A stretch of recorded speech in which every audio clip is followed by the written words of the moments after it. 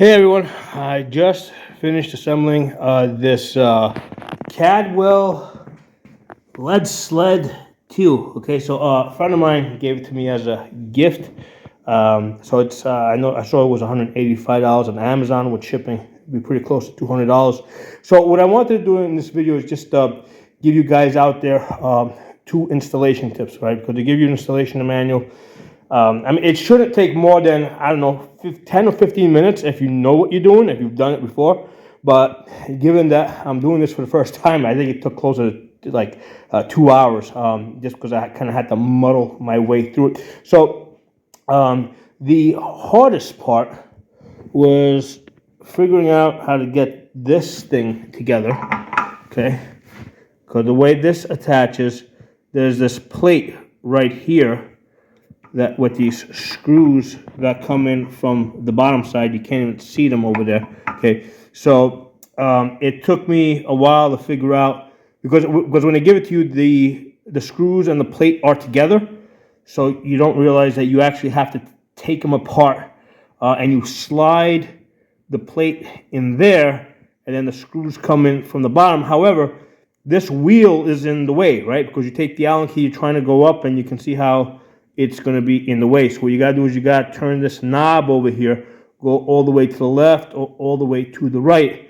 Like all the way to the left to get these, to have the clearance to get these screws in, then go all the way to the other side, have the clearance to put those screws in. As you're going back and forth, you're going to find that it's a little bit tight. So spraying some gun oil on this screw in there. You can't see it right now, but the screw on the bottom side, there it is, right over there. Is going to make it screwing back and forth a little easier, okay? So that's how you're going to attach that. The rubber goes here, that wasn't clean out, and then this comes away all over the top. Oops, it stretches over the top, you stretch it, it locks in over here, and that's how you don't have to do it, but you can lock your gun in. So the other thing I want to show you guys is, as you can see, it was a lot easier to attach this by removing this completely from here. However, the thing to be aware of is that there is this little wedge in there, right? That sits, get myself out of the light. That sits in there, and there's a spring in there, okay? And basically, if you're not aware of it, it's very easy for this to drop out and to lose it. So I don't recommend you do this assembly at the gun range or outdoors, because there's lots of little screws. I mean, I pretty much dropped all the screws and all the nuts on this floor at one point or another, but it's clean enough that I could find them.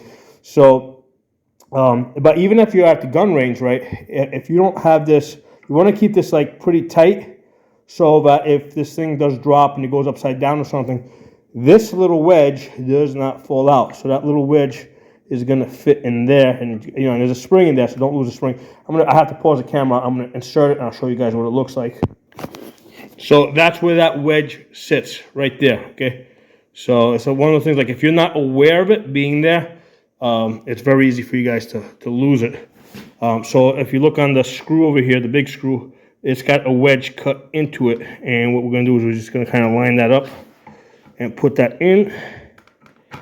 There you go. And then what you're going to do is, like, when you're transporting this or even moving this outdoors, you want to keep this tight, so this can't lift out. So even if something weird happens, like let's say, because this thing's big, it's very easy for this thing to flop over if you're leaning it against your truck or something, or against a bench. So it's impossible for this to come out while you are transporting it, and just loosen it up when you want to turn the wheel and raise it up, right? And then when you're done with that, I'm doing this one hand, and then when you're done with that, just clamp it back, like screw it back down, so that you don't lose that wedge. Because that wedge is like, it wants to get lost, okay? That wedge is going to want to get lost. So this is very cool. So one of the cool things about this is that it's really going to give me a chance to see, like when I shoot, like normally bagged, right? I mean, I get, like, I'm capable of getting like 1 MOA groups on the different guns. So what I'm going to do is I want to compare like how I shoot with this, right, with this sled versus when I shoot bagged.